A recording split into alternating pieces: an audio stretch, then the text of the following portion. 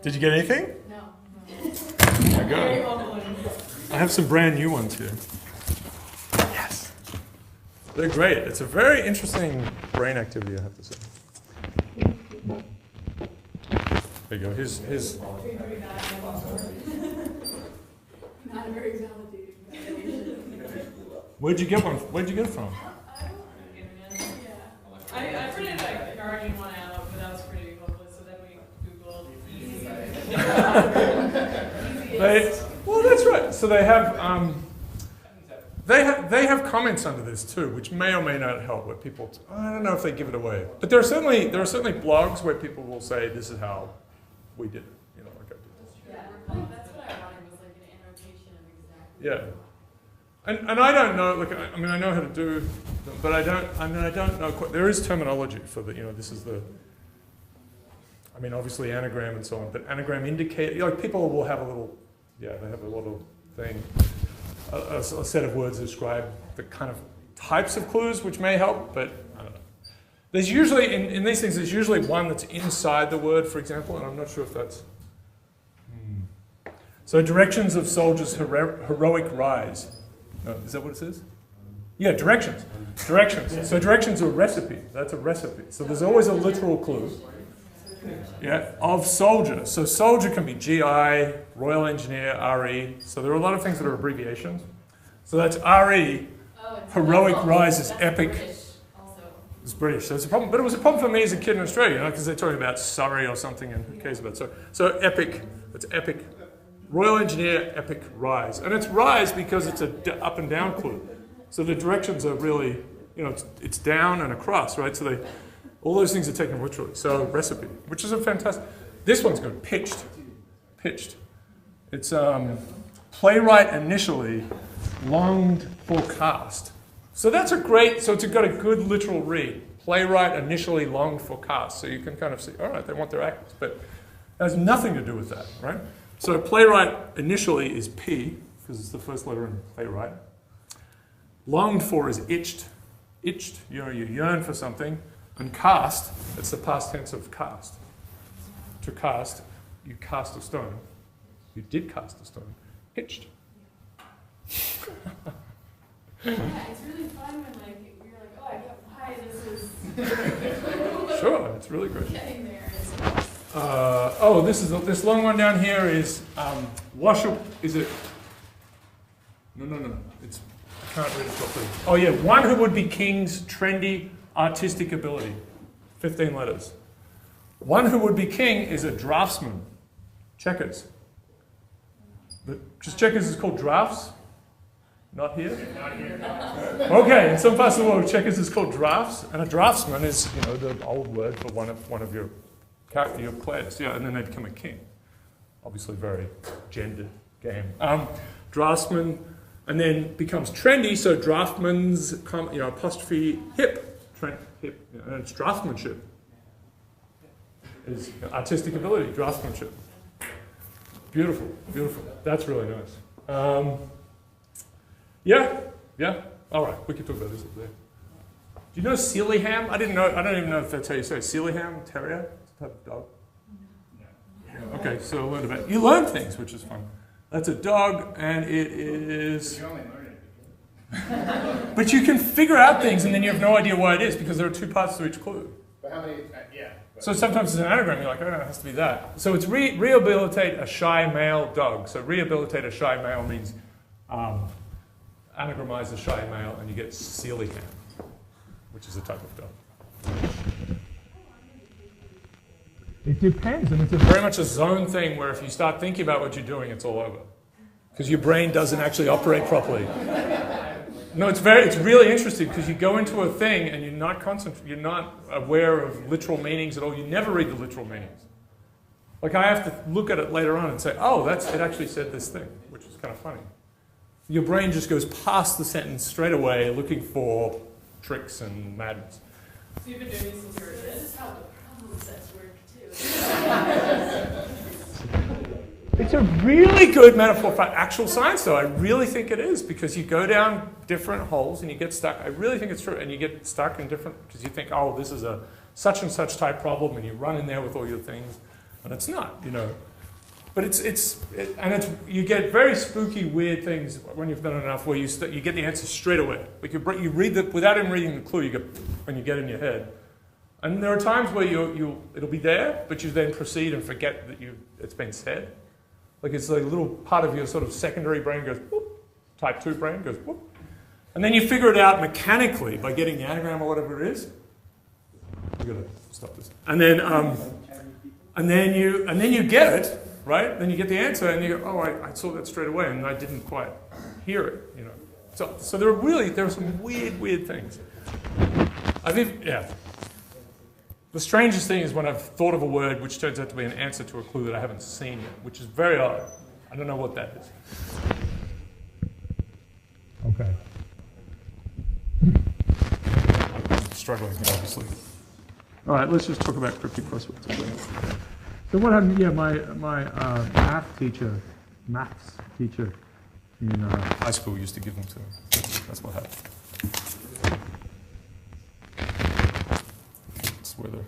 What's that to go wrong? Looking for another little thing you mean. Sorry. Quoth the Raven, by the way. Who's Quoth the Raven? Quoth the Raven is a character in a Pratchett novel. There's a raven called Quoth. Okay. So.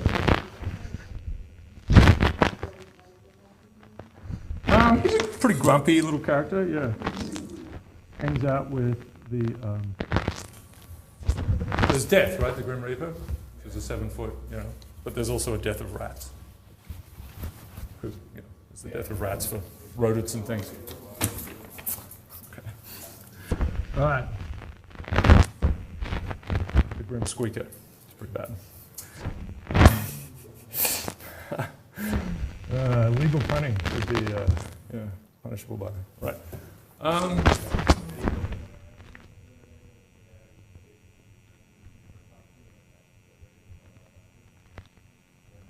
Oh, that's wow.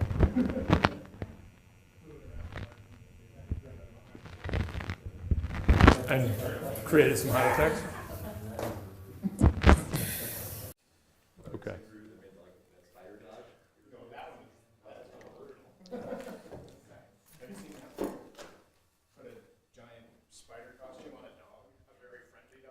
Oh, God.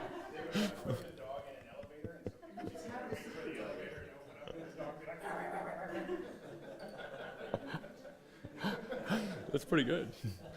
Oh, my God. Wow. Until someone has an actual... I mean, there's a fair presumption that someone could actually have a heart attack. Okay. So let's run some little simulations of Ebola. This is, of course, using a very simple SIR model. I'm sure it doesn't quite say what's underneath it, but they're sort of all running at the same time, and they have the rough parameters that go into these things, right? So some things are much more infectious, like chicken pox and so on, and there's a presumption, presumably, of random mixing. So you see Ebola takes longer, but once it gets in, big successes. So chicken pox spreads everywhere, no one dies. Flu, a couple of deaths. Whooping cough, rubella, mumps, these things spread. SARS, a few deaths. But so, you have to take it with a huge, like a box of salt, because this is not spreading on a real world situation or anything. But it's supposed to give you the idea. This is, people keep popping up with nice little visualizations. That's not bad. This is the Dirk and Dirk paper. Dirk Bruckmann has put this piece together. So you can play around with this, and it doesn't give a spreading kind of thing, but you can say start in a certain place. So this is Monrovia, and see how long it will take to spread. So there's all sorts of little pop-up pieces of information. So this is Charles de Gaulle, right? So this is going through Paris, and then spreads all over the place.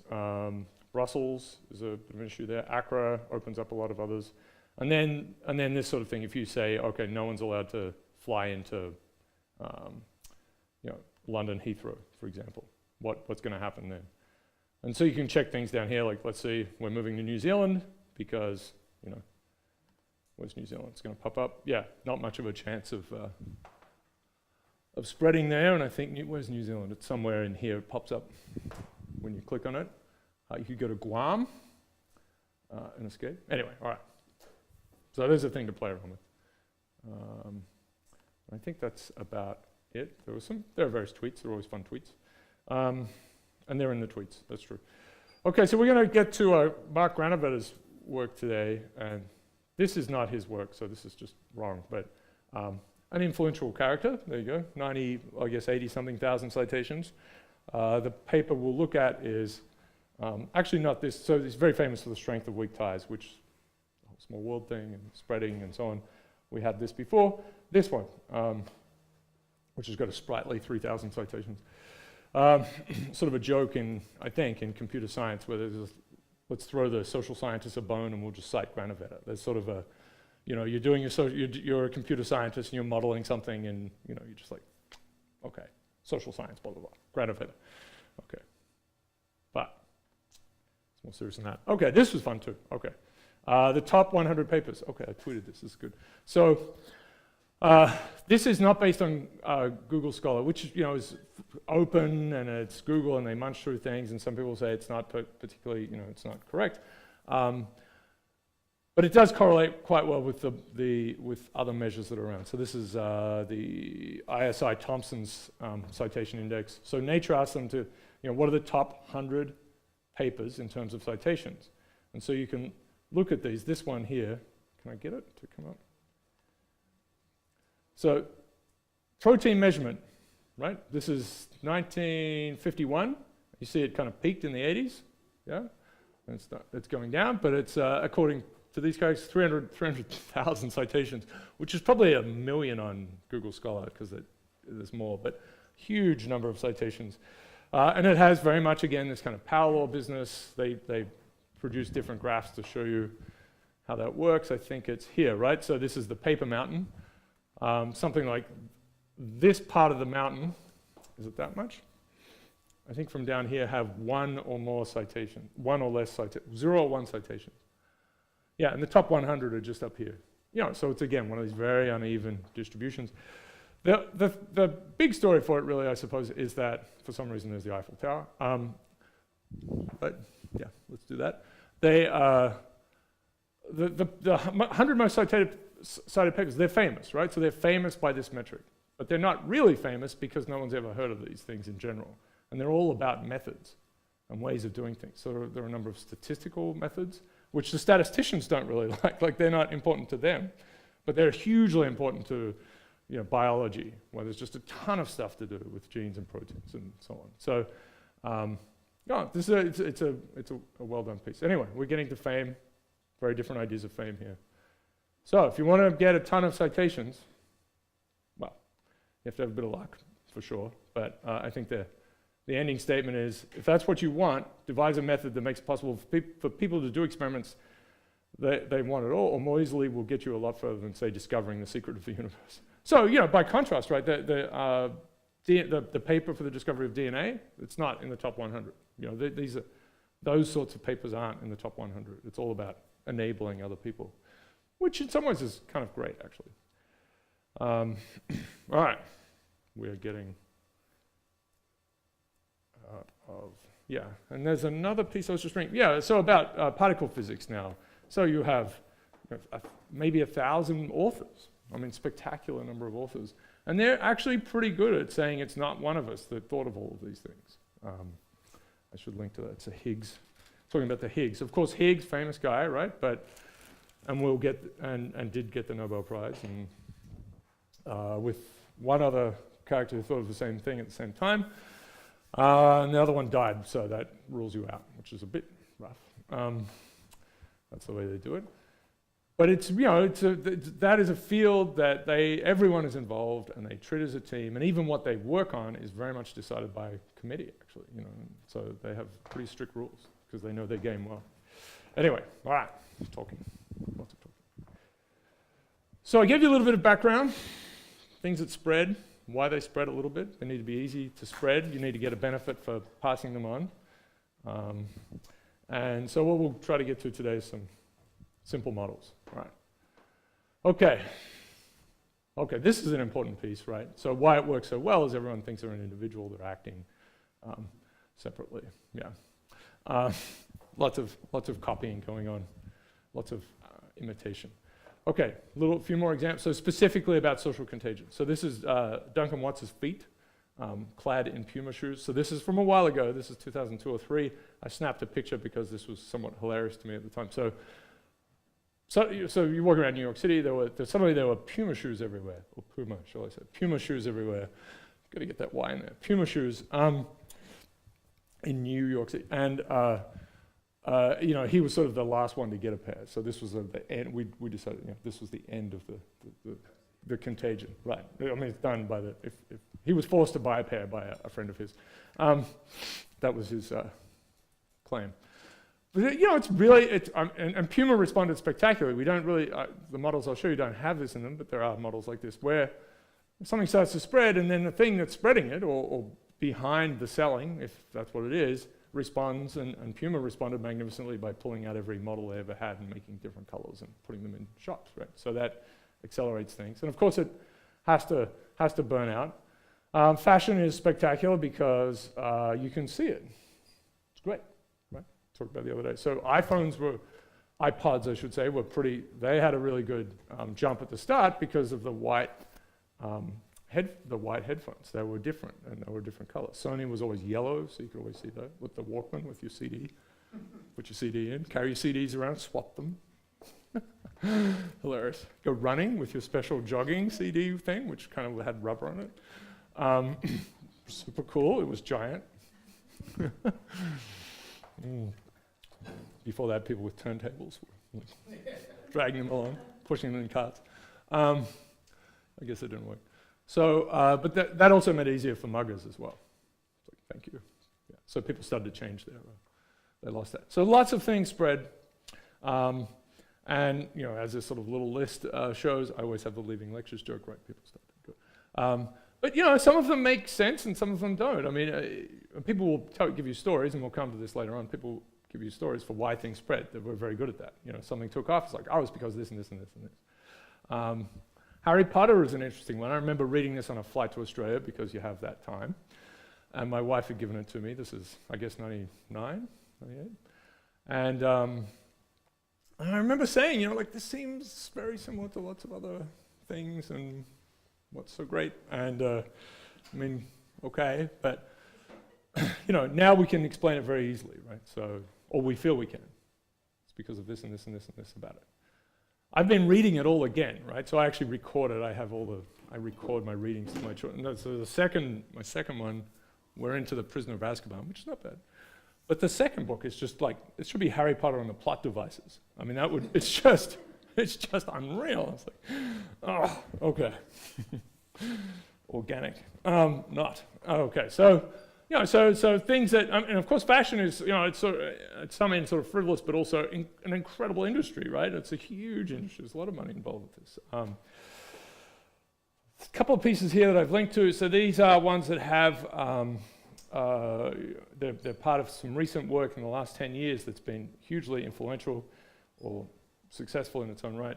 And it's about, and I'll mention it in some more slides, but this is about smoking. Well, smoking, of course, taking off, that spread, and you had a big media part there as well. I mean, doctors smoking, saying, this is apparently a soothing, or like the smooth taste, that sort of stuff. Some of those ads from the 50s are fantastic. A nurse is handing a doctor, and it's like, but also then cessation. So people are, eventually started, the society started to, smoking went down, and that's being connected to a social effect in data. So we'll talk about that briefly.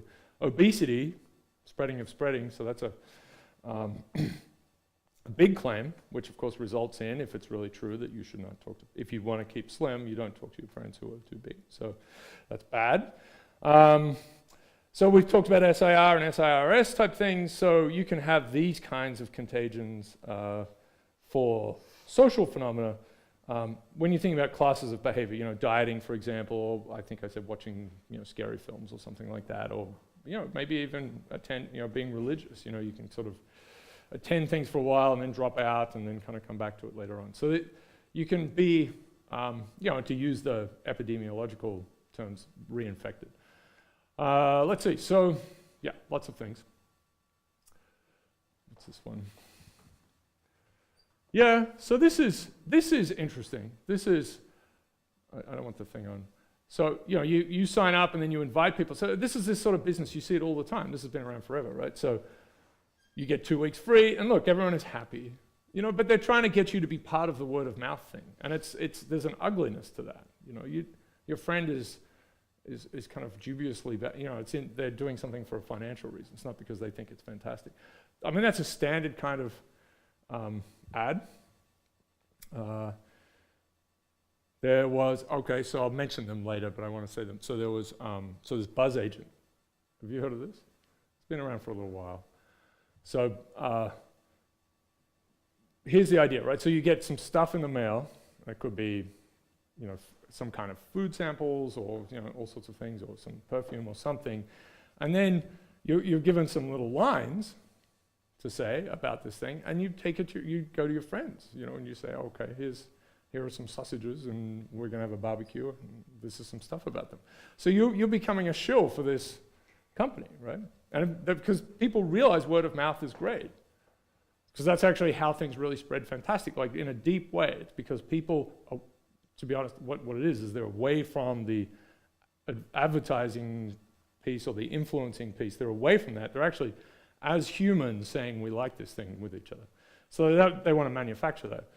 Buzz Agent did that, and then they had to switch at some point to saying to people, you should say that this is actually part of a marketing thing, because it's terrible if you find out they're trying to get in on the friendship train, right? Which is, of course, Facebook's story as well. Okay. This is from. Okay, let's see if we can get the volume on this. Okay, I'm just going to do this. Okay. This is for a long time ago. I told 2 friends about Contagion organic shampoo with pure wheat germ oil and honey, and they told 2 friends, and so on. Hey, that's not Fabergé organic shampoo, is it? It's an imitator. They're not all the same, so be sure it's Fabergé. For super body, super shine, That's great. get the one and only Fabergé organic shampoo. You'll tell 2 friends, and they'll tell 2 friends. Now you got it, and so on, and so on, and so on. Fabergé organic shampoo and conditioner with pure wheat germ oil and honey. So they know, right? They know how it works when it works well. You wrote Harry Potter, and actually, of course, you have advertising, but it wasn't a big company to start with that was advertising for that. People actually genuinely spread it, and there's some luck and fortune in that. But marketing. This is you're trying to replicate in this ham-fisted sort of way. Please go and tell 2 friends, or we'll pay you money to do it.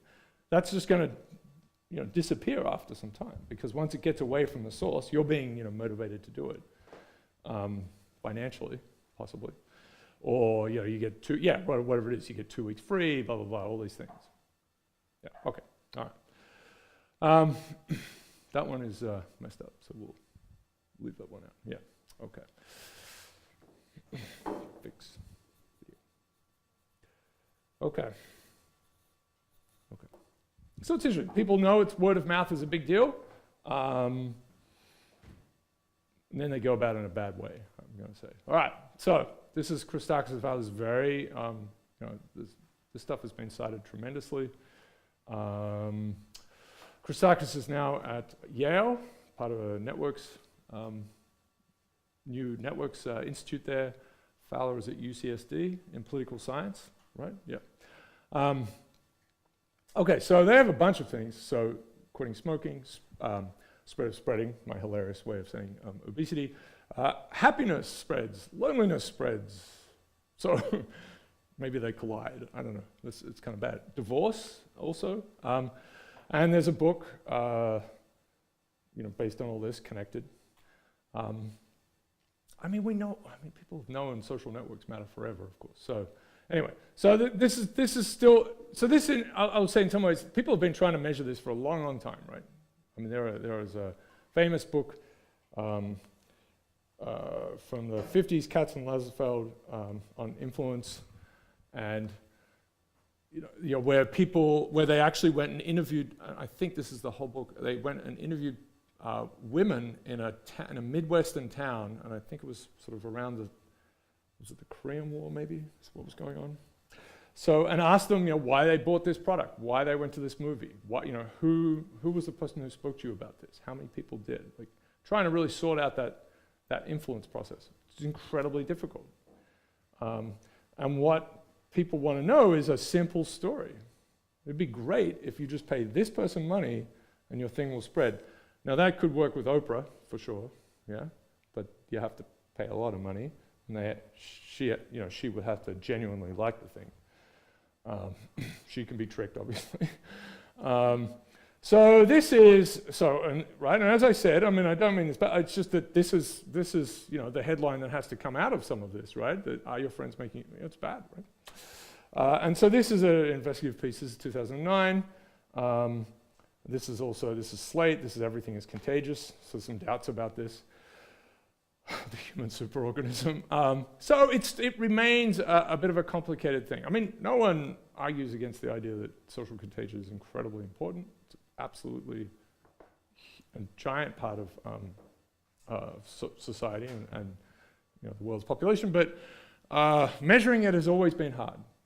And okay, so the advance so I'll tell you what happened here. So the advance here was interesting thing. So the Framingham Heart Study. You know about this, right? So this is tracking people over decades and families. And I can't remember when it started, but it could be 50 years old now. It's around. Do you know? It's old, right? Yeah. And so the idea was, looking at family, really, your life courses and who's going to get a heart attack and cancer and so on, and how does that correlate with your family history and your own history. Really big effort. And so Framingham, Boston,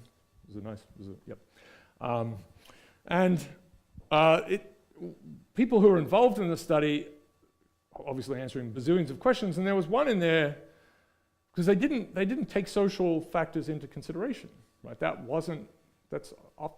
rarely been a big issue in medicine. It is much more now, and certainly wasn't at the time when they started this. And so there was a question that just said, so who in this study would you possibly know in 5 years' time, right? Who's going to be here? If we lose track of you, how can we find you? That's what it is. It's a retention question. And so people listed 1 or 2 friends, I think, maybe even just 1. So it's a funny kind of, so from that kind of, you accidentally get a measure of a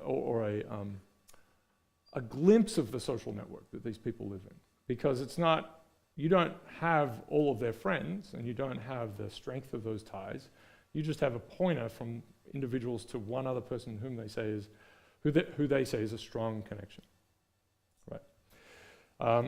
So the thing that I guess the sort of the main, so this is a real problem, right? Social networks, or networks in general, subsampling them is a gigantic problem.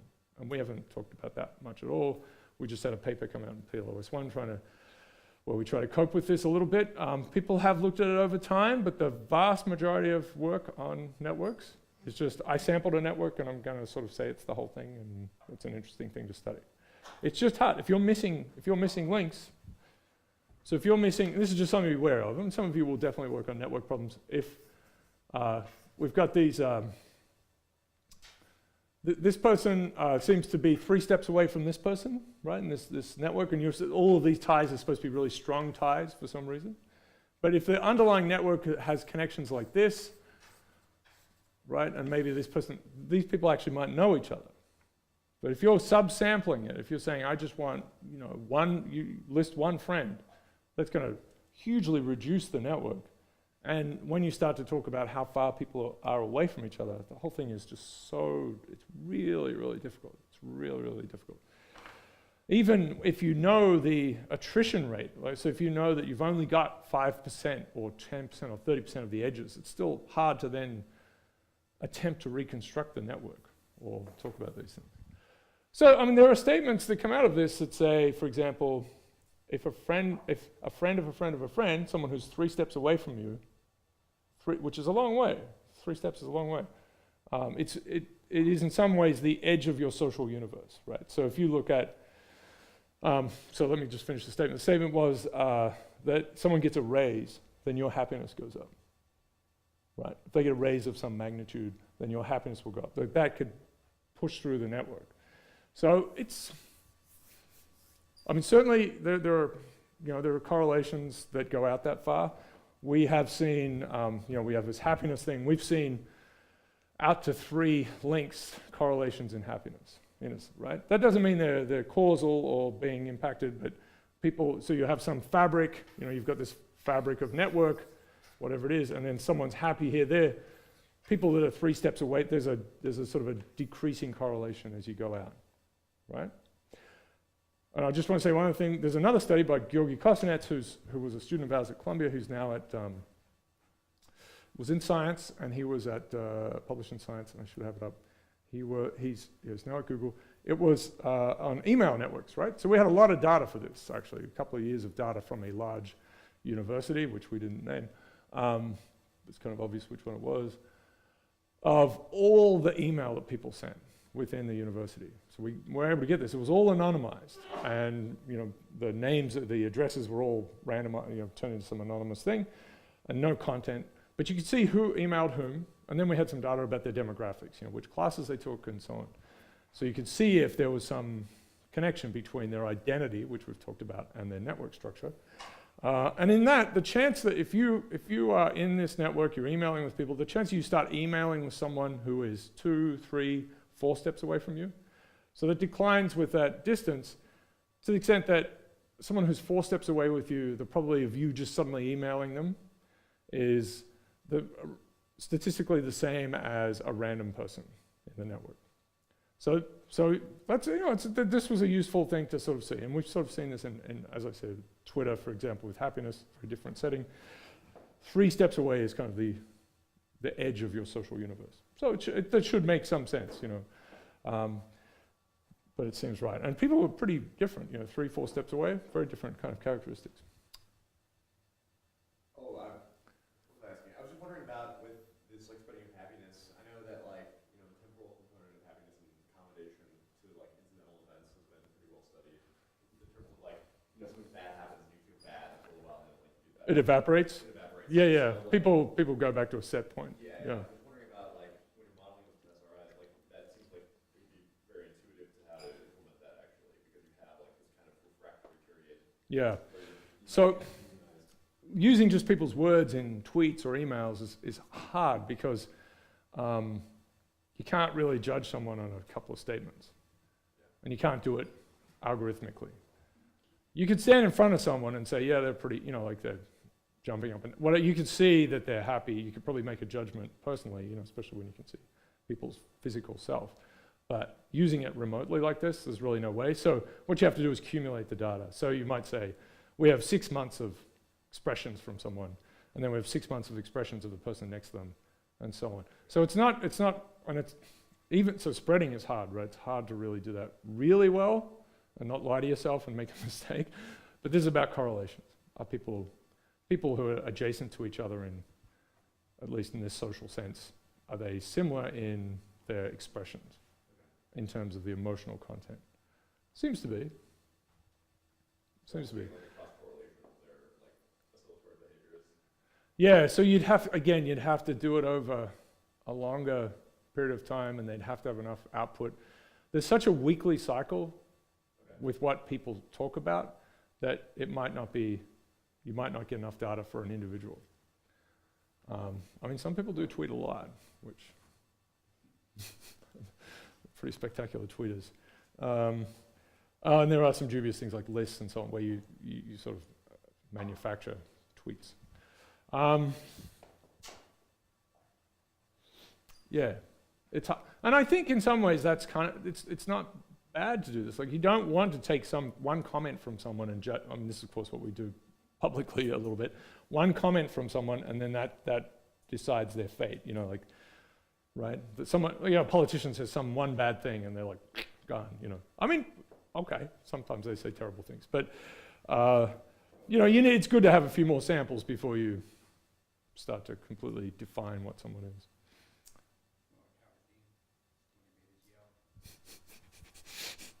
Yeah, which is hard to transcribe into a. Yeah. There's more than one. Is it true? No, it's just the one time. Okay. Just After he it was more than one yell. I mean, I know it was one. Yeah. His whole voice was going, Ohio. You're right. I mean, there was a whole. The speech was sort of. Yeah. Oops. Yeah.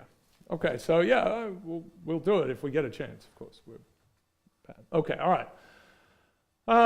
So you can see this is a bit of a fraud thing, but it's an important one to mention because in terms of getting to data and actually looking at spreading, this was a huge sort of transition, and I think a bit of a surprise when it appeared because like, oh, look, someone's managing to do this. But we've certainly tried to do it with Twitter, but it is hard because you have to. Okay, there's other work with hashtags, for example. So that's a little more. That's and John Kleinberg's part of that.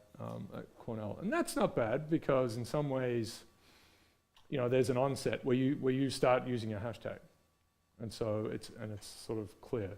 So it's different to something much more complicated like emotion. So it's like, okay, this is the first time you do hashtag whatever it is, and then you look to see if people they're following is hard. But if you look at, the quality of a following signal, if you have 1 million followers, it doesn't really mean much, but if you have a reciprocal relationship with someone, that's meaningful. You can look to see if someone else has been talking about that hashtag and you've picked it up. And the kind of thing we'll talk about here is, can you sort of extract whether it's 50% of your friends have been talking about it, and then you start, like, what's your threshold? And that's what the term is that's used in these models, and sort of to represent the psychological state. Do you have a threshold of at all of any time? Okay. Doing okay? Talking. It should be a lot of fun, this stuff. Okay, so we'll look at two different kind of views of social contagion. Obviously, there are all sorts of scales and all kinds of mechanisms, but the two main ones is word of mouth, which we've been talking about a lot, and I'm going to say is ultimately it's the glue, it's the thing that holds it all together, that makes things truly successful and makes them stay. And but on top of it, certainly you have the media. You're being saturated with things from lots of different directions now. Of course, you have Twitter and all sorts of things. But so this is a global, and then this is a local network type behavior. So you can imagine this is, if you want to do your physics thing, and you're a physicist who knows everything, and it's magnets. This is, the external magnetic field sort of thing, and here's the spins next to each other influencing each other. It's just a magnet. Okay. You silly social scientists. All right. Doesn't work out. So influence, really hard, as I was saying. So, who actually influenced someone in a particular, how did that really work? And certainly much more sophisticated stuff is going on when it comes to elections. Really crazily sophisticated stuff. Linguistic work. Some of the people I'll mention here who are, well-known some of the sort of famous social psychologists in the world have been involved on different sides, trying to help out with getting people just to vote, or certainly to vote for a particular choice. So this is really a really hard thing to measure. It's hard to remember. Why are you wearing this thing today? Why do you eat this cereal? Why do you use this particular kind of software? Can it can be hard to sometimes dig some of these things up, especially smaller things. Yeah, you might know when you found a particular religion, or you found a political bent, or some of these sort of big things that you have in your head that maybe you don't tell other people about too much, but you can probably remember those. But there could have been a whole sequence of influential pieces that added up, and that's hard. That's really hard. Do you have is there some sort of kind of response function that people have? Can we talk about that? So I mentioned the Milgram's experiment, the Ash experiment. So the Ash experiment was, just to say again, a very famous one. So you were given 3 lines, you could see on a screen over here, and then there was another line, and you had to say which one, A, B, or C, is the same as this one. And they were such that no one would get this wrong by themselves, right? So they were exactly done So you could see that it's, it's anyone by themselves would say it's B, right? And this was this thing where you're sitting here and all these people, I think around about 10 people are sitting around this table, so you can see them, and they're voting in a certain way. They're saying, oh, it's C, and you're the last person to say, right? And so some good fraction of people would agree with everyone else in those cases. And they changed so they did a clever thing. They would change it, say, oh, you're first, now you're first. And I don't know what the number was, but 1 out of 10 times, all these people would get it wrong, purposefully. And you'd be the person at the end, faced with this peer pressure situation. That's what it was. And of course, if that was one piece. If one person said, oh, it's B, then you're okay. So this is a response. You can think of this as your response function. You're getting this huge dose from other people. How do you behave? Do you then switch to the majority, or this really profound majority? And so this is a situation I'd call, unambiguous. So what if you've got something that's more ambiguous? It's murkier. It's harder to tell. It matters in different ways. It's voting choices in politics, or it's fashion, or all sorts of these things that we do, that we make decisions about socially. Do you eat Vegemite or Marmite? Actually, that's a inherited thing. You should know that Promite is really the thing of choice, which is full of MSG, actually. Anyway, very sneaky. Soy protein isolate, I think, is the MSG. All right, let's see. So, New Zealand, well done. So, are some people super influencers, right? Are there these characters, and are they like that, just interpersonally? Obviously, you have someone who's sitting on top of a media structure. I mean, very few of us have met and spent quality time with Oprah, I presume. I know you may have. Okay. But generally, I think it's fair to say that few of us have. And so, but there is an influence that trickles out from someone like that to, regardless of whether you watch the show or not. So they have a much broader reach. And of course, a very broad reach to people who never meet them, ever. Ever. We'll never meet them. We'll never see them. Never physically see them. But have a deep relationship with them through the joys of television. Okay, so that's a Gladwellian story. I should find that thing, Gladwell, because I want to punish Gladwell a little bit. who does get punishment from the academics, it's true, and then always says things like, but academics, they talk too much, they don't know what they're saying, and has recently come out and said, I don't actually, he's not a scientist, which some people, of course, very much take him for. He's a storyteller. He just tells stories. Deploy. Sufficiently large block of chocolate food. Okay. Okay, so Gladwell. I should find that Gladwell thing. Gladwell, book title, generator. Yes, this is fun. Okay, so we'll get to this later on, why this is a terrible framing. A match, this is bad, right? This works for us narratively because we want to know that there was one individual who started it. Terrible idea, though. I mean, if forest burns down and we go and find the match and we'll say that is why the forest burnt down. It is, I mean, it's where it started from, but, matches in different places. If it was raining, it wouldn't matter about the match, right? So, okay, so let's generate some bestsellers. Nothing. What sandcastles can teach us about North Korean economic policy. So it has to be, the tripping point. How psychotic. How psychoactive substances created a, wait, I can't feel my face, bro. It's always the how. Clarissa, how one woman explained it all. Slurp, what kittens' tongues teach us about derivatives. The snipping point. Oh, okay, that's rude. Power, how power powerfully powers power. That's great. Blank, 300. There you go.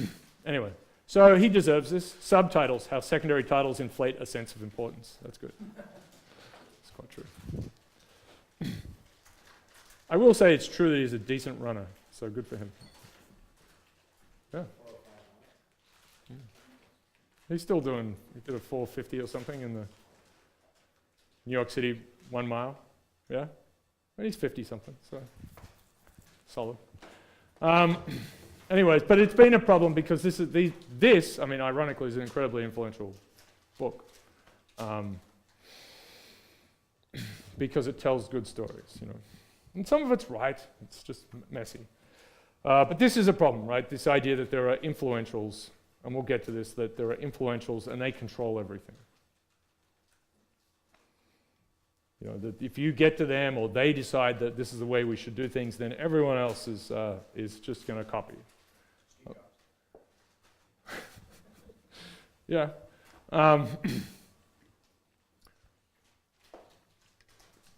Yeah, so it's complicated when it comes to some of those things, yeah.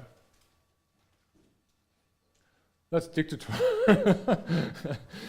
He forced a large group of people to do a certain thing. And, you know, and he was right about what would be, but the thing with that ultimately is, he was right about what people would spread. Because when iPhones appeared, they're like, oh my, you would show people would flock, you know, and they want to see it, because they had a real social aspect to it. It was great. And it actually was better, you know, and then the BlackBerry, what a nightmare of an object. I mean, just internal, just an engineer's madness, you know, attached to like a thing. I don't know what. Somewhat facetious, because he was the one that was able to pare it down and say, this is the essential thing about that object. Yeah, that people will like. Yeah.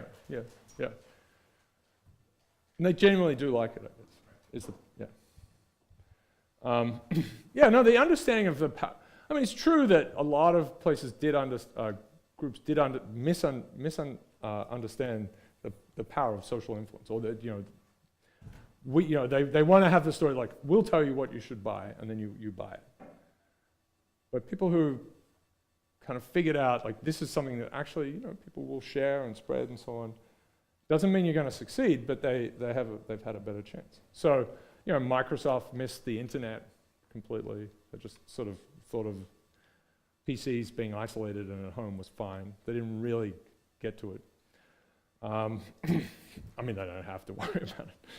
They can just wait for someone to invent something and then copy it poorly. Or put, you know, Google inside Bing. That's good. Then you don't even have to copy it. You make a frame around someone else's stuff. So this has been contagious, the idea of opinion leaders. And so this is Katz and Lazarsfeld, personal influence. It's 1955. The idea that there are these individuals who are, you know, controlling what everyone else does. And so you'll see tons of them. Business management kind of things, they love this, right? And there's the hunt for influentials, who are the people that we need to get to then, you know, get to everyone else. And, you know, you'll have some success with doing so. I mean, you pay the most popular kid at a school to throw a huge party and give them tons of Pepsi or whatever it is, or doctors to, you know, recommend your particular antibiotic and put it on their pens as well. A little cap, like a NASCAR driver, you know, they've got it all over themselves. Like, wow. But, you know, your trust kind of erodes a little bit there. It's not great. You know, someone like Facebook, which of course sits on top of social, you know, influence. Early on, they had a terrible thing called Beacon. Did anyone hear this? This was their first effort to sort of capitalize on this thing they were building, which was, you know, you buy something and it would be broadcast to everyone else, right? Just pushed out, which is, you know, it was just and so they had to abandon that because it was just fundamentally unhuman and nasty and kind of uncool. You like that?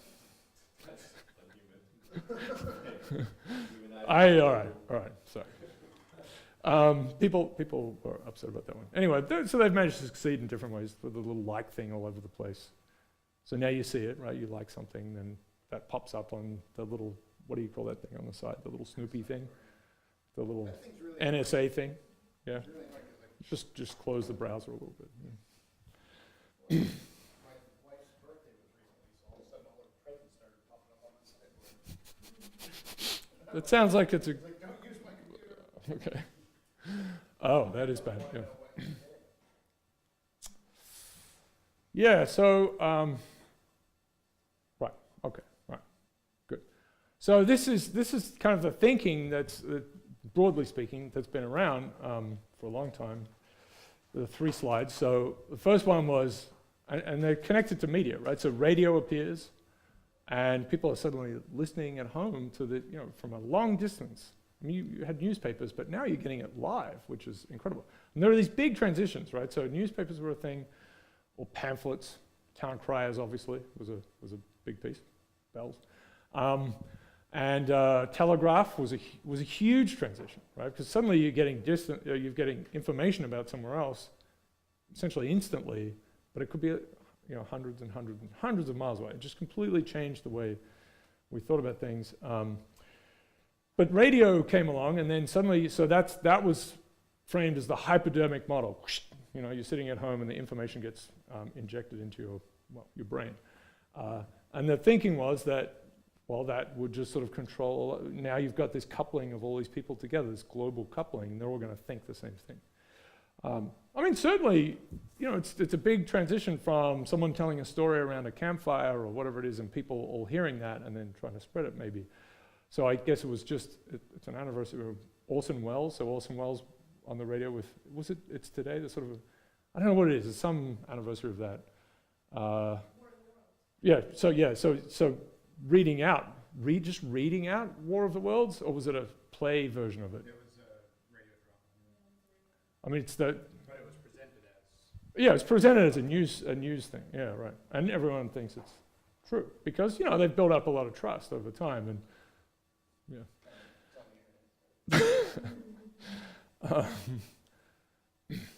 anyway, so that was, and so this was sort of thought that this is the way media worked. And then, and to some extent it sort of does, right? But this comes along, this is Katz and Lazarsfeld, so this is 1955, and they said, well, it is much more complicated than that. And if you actually read their book, it's, it's a network, and there are people talk to each other in funny ways, and the people who are influenced about this are not influenced about something else, and this person who seems to be influential about these kinds of products is not influential about something else. And if you think about I mean, it's dangerous to look at your own anecdotes and friends, but there are certain people you would ask about certain things, and probably not about other things. I mean, I think that's a pretty common experience. So they said, all right, it's more complicated. Let's still see if we can get something that's fairly simple and tractable. And so we'll have this idea of this two-step model of influence. So there are these influentials, or these opinion leaders. So they're still connected to the media. Everyone's being bathed in the media, but these ones are being connected, and then they're reinforcing it or spreading things to everyone else. So you still have this kind of, large population of apparently dribbling idiots who just need to be told what to do, sort of thing, right? So it's a pretty paternal kind of thing. But this would be great if it worked like this from an advertising point of view. This would be fantastic. This is the best, right? Pay them lots of money. But it's really much more like this. So there is this, media is everywhere. People get it in all sorts of different ways, and it's of course not just one source.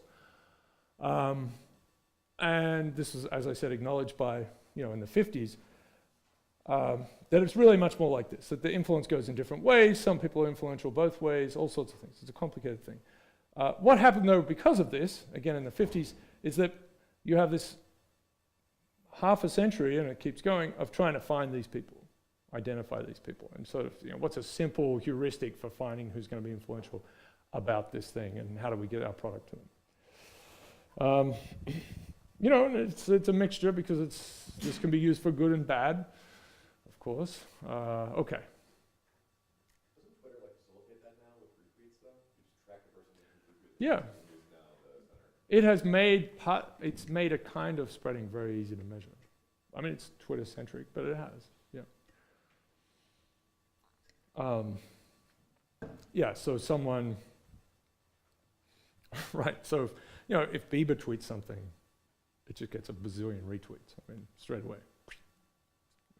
So it's a strange organism itself. But you can really look at things spreading around, and especially things that are, what you can start to see is things that are being spread not from that sort of single source, right? You can start to see how well they do. There have been some pretty good studies on that now. A lot of them seem to show that things don't go as far as you might think or hope, right? That people don't keep retweeting and retweeting and retweeting. Twitter has changed the way they structure things. So of course, RT is a thing, retweet is a thing, was just made by, and hashtags were just made by users. And they kind of bubbled up and became a thing that, so those things themselves were, I mean, Twitter itself spread, and then these modes of using it, these kind of formalisms, spread themselves, and then they became formalized properly, right? So it's built in, there's a button and those, you know, you can favorite. Favorite actually, I guess, is something they added. But the retweet thing is, it used to be you just copy someone else's tweet and put an RT in front of it, because that's all you could do. Right. And so they've made it much more structured, and the metadata you get with it, right? So you get you'll get this big lump of JSON, and it's just a huge, really a lot of stuff in them now. You'll get if it's a retweet or a modified tweet and you've written something, they'll have your whole tweet, then they'll have the original tweet with its own metadata inside this thing. It's getting a little biological. So early on, you'd have to, if you had a big data set, you'd have to, it's a retweet or a reply to someone, you'd have to go and find the message, which is, you know, messy. Anyway,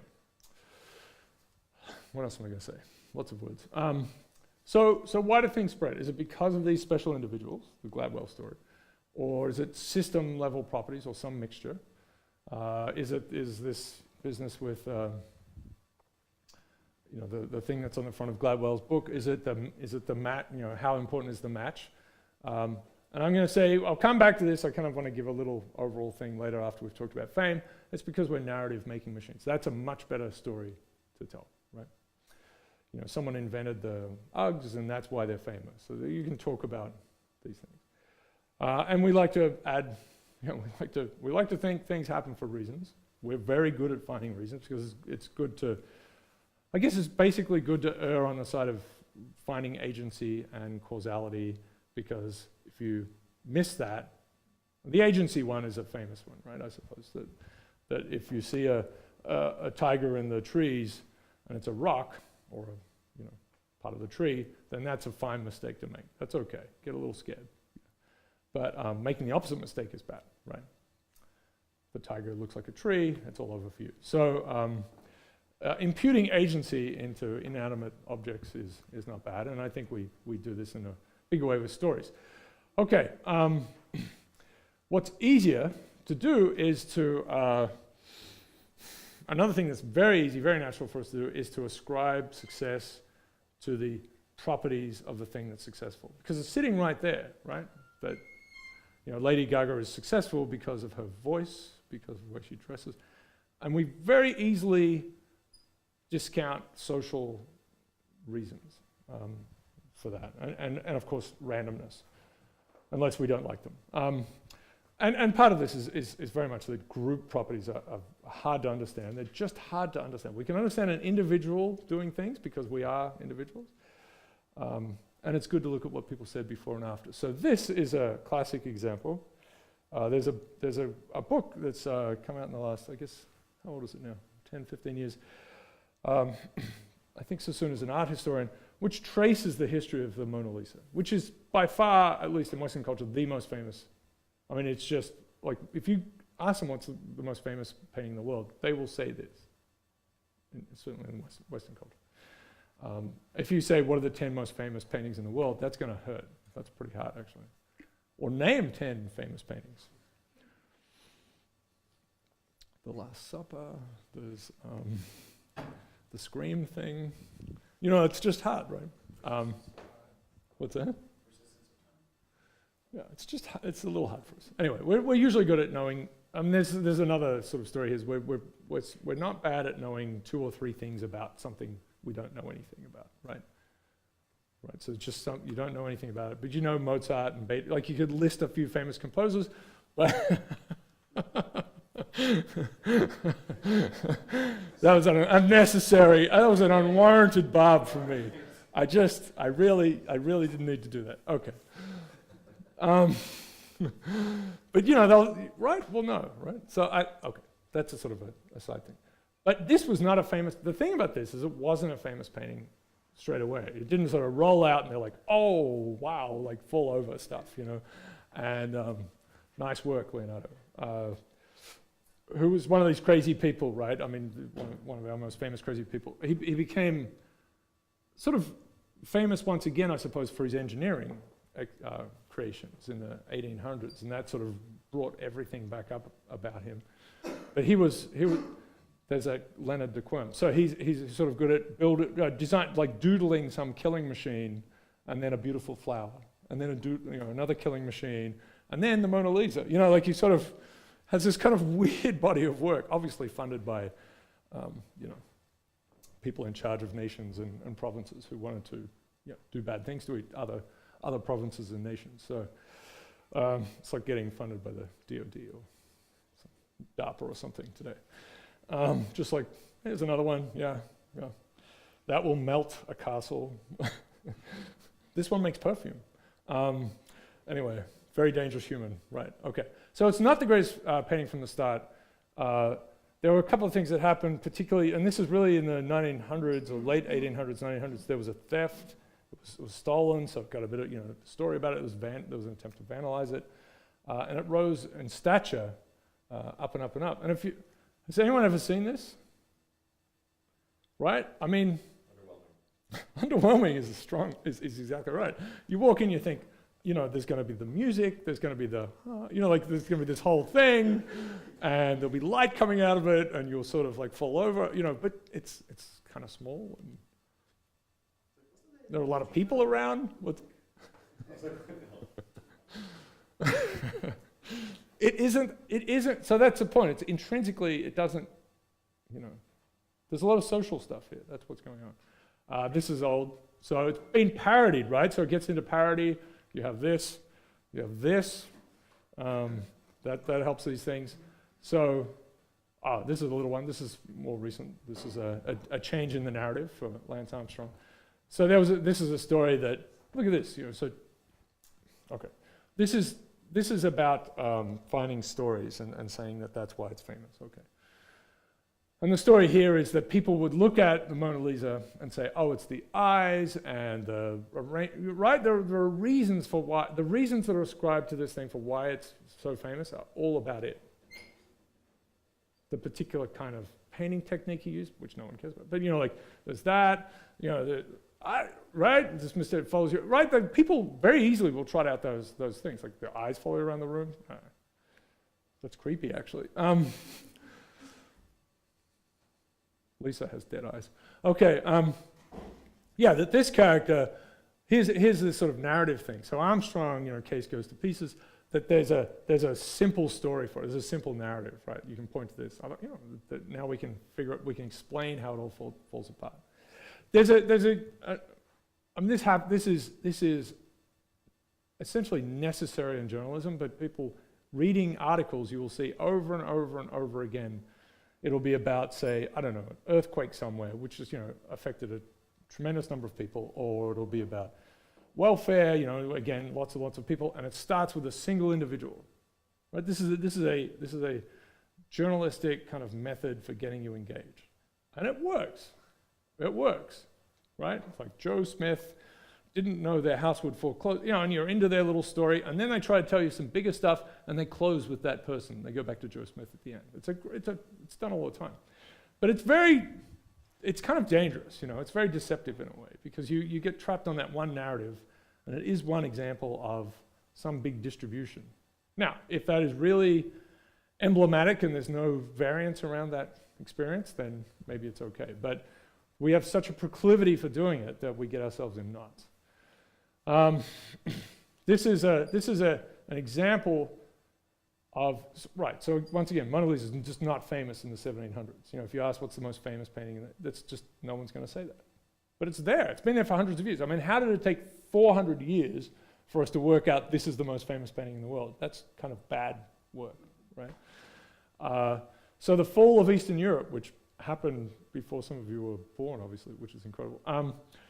Well, it is for me. that was not predicted. You know, I mean, people obviously, some people wanted this to happen, some people didn't. But even the people who this was their life's ambition, you know, what they really hoped for, did not foresee this at all. I mean, there's always someone, right? I mean, even when 99% of people say, but the person who said the right thing was probably crazy, or didn't have a good reason for explaining. So this has been hard. This was hard to understand. It was this huge transition. Suddenly everything changes. So we'll get a little bit at that, and this work by Kuran cites the Granovetter stuff that we're talking about as a toy model that helps you understand, or helps certainly in social sciences, help people understand a slightly more complicated narrative. So again, it's the narratives we can kind of access are a lot about individuals, and groups are just harder to see. So we really kind of have to move to models. Run a simple little model, which people can agree is kind of transparent enough to understand. Run the thing, and then see a different kind of outcome or different system behavior. We can't do it without simulations. So this wasn't good. So I think 12 editors, 13, said, nope, this is no good, it's bad. And then, and the one who did choose it was because the head of the publishing house, I've forgotten the name of the publisher, it's England, right? So it wasn't particularly big. But that's is that the US one? Yeah, so it was picked up here. The Philosopher's Stone, actually. Yeah, I forgot the name. Anyway, it's small. It was relatively small. Of course, it's big now. But it was the head's granddaughter thought it was good fun. So it's like, okay. Confederacy of Dunces. Who has read this? Who's read do we know this book? Confederacy of Dunces. You should read this book. Yes? It's a really good book. So it's New Orleans. Ignatius O'Reilly, who was a large character, physically and kind of psychologically, who was a hot dog stand operator. If you go to New Orleans, there's a bronze statue of him outside the front of that department store, which is described in the book. So John Kennedy O'Toole the book won a Pulitzer Prize, I think Pulitzer, right? Famous book, absolutely, it's in the sort of the canon of modern, right? It is, it's this great book. Hilarious comedic thing. He committed suicide because he could not get this published. I mean, it's a tragic story. He obviously tried hard, he couldn't do it. Disaster, and his mother took the manuscript around, and I don't know how many places she visited, but eventually someone said yes. And it becomes this famous book that that people who love it. People love it. They love to read it. They love to tell other people about it. I'm telling you about it. But yeah, I mean, publishing is hard. Publishers don't just, if this is all the books you get in some book space, they don't just randomly throw darts. And if these are the kind of bad ones down here and the good ones in some sense, if you publish them, they're sort of operating up here somewhere. They're finding books that are okay, but it's still messy. Music's like this too. It's still a messy business. So they're getting the stuff that's, like, I don't know, my grandfather was a zombie. I don't know, stuff like that. That's just a disaster from, those grammar mistakes in the title. Like that's out. They're not that bad. They're not that bad. But, there are many stories like this that are just kind of weird. It's very surprising. You want to say something? No. Professor Quirrell. I'm going to call you, for this slide only, I'm going to call you Professor Quirrell. Professor Quirrell. Okay.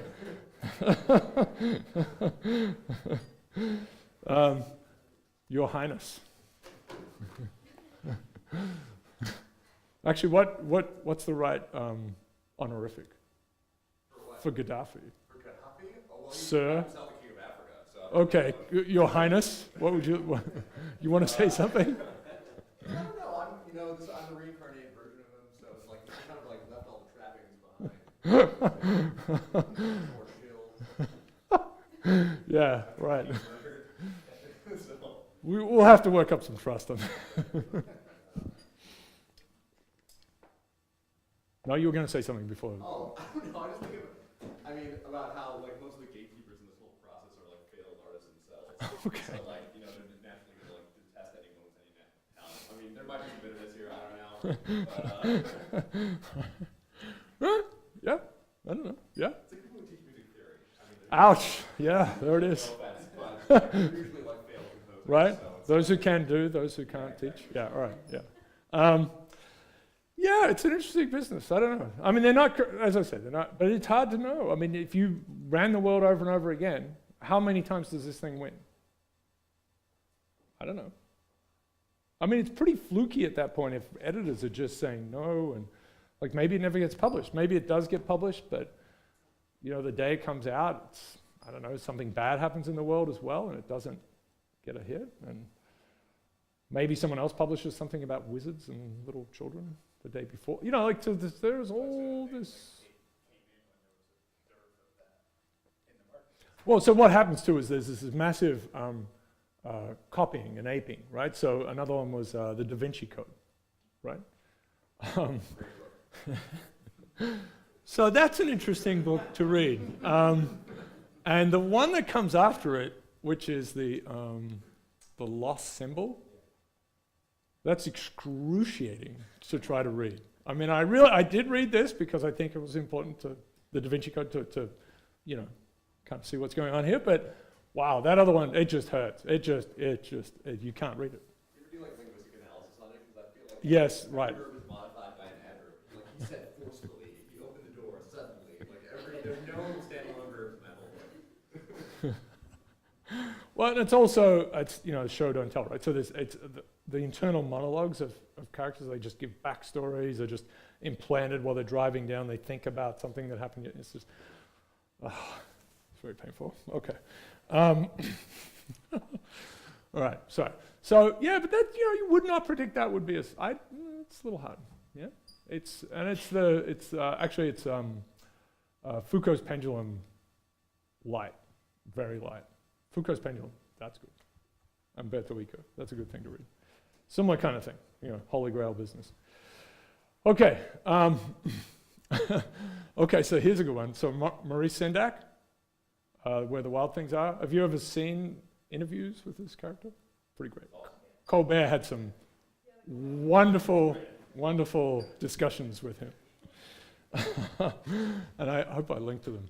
So, did the success of Where the Wild Things Are ever feel like an albatross? Right, because it was his big thing. And he illustrated a tremendous number of books. It's a nice book. It's perfectly nice. I can't complain about it. You know, I remember Herman Melville saying, "When I die, no one is going to mention Moby Dick," which was sort of the case then, right? That was his great thing. But they're all going to talk about my first book about maidens in Tahiti, and this is, of course, this is not what Melville said. This is what Maurice said. Which is true, he wrote these other books. He was right, no mention of Moby Dick then. Everyone wanted another Tahitian book, a beach book. But then he kept writing deeper and deeper, and then came Moby Dick, and people hated it. Oh yeah, so the Rite of Spring, right? That's another, yeah. The only ones who liked it were Mr. and Mrs. Nathaniel Hawthorne. Moby Dick didn't get famous until 1930. And now you're supposed to read it. That's not easy to read, actually. It's like 4 pages describing a vestibule. But, you know, whales are good. So he named his dog Herman, and there you go. There are links to these two things. I'll check this, make sure that they work. Actually, I'll just tweet them. That's what I need to do. Okay, so you can see that this is a part that where the talking begins a lot more, and it's time for you to go. So let's talk about this one. This is a good one too. Okay, yeah. So this is drafting, of players in the NFL. So this is pretty good because you actually have first round, second round. You actually have ordering of players. So this is the ranking of them according to a whole bunch of complete specialists, right? And these are players that have done well by various standards. So this is it's a New York Times visual. You can play around with this a little bit. But it's back 1995, 2001. So, Tom Brady is here, famously, way down. Turns out to be pretty good. And so this is a good example of that editor thing. Yes, a number of the very good players are in this first grouping. But there are first, second, round. There's a famous quarterback who did not make it, who's sort of emblematic of football. who's sort of famous, like his life just fell apart. He didn't make it, couldn't do it, and he's on drugs, he's in jail now. No one knows this. I think he was drafted with Manning at the same time. Who was it? No, this is a long time ago. Tebow's all right. Tebow's your good example now. There you go. Yeah, so Manning is here. Yeah, Peyton Manning is here. So he was highly fancied, but he wasn't number one. The one who's number one in his thing is in jail now, which is not uncommon for NFL. But so I guess that's not, anyway, but you can see. So there are some great players out here. That's Terrell Davis, which I know you're all obviously huge fans of football, but who such high caliber humans that did really well, and so they're unpredictable. Anyway, all right. So we'll get to the model on Tuesday. Models of social contagion, which will explain everything. Yes. Thanks, people.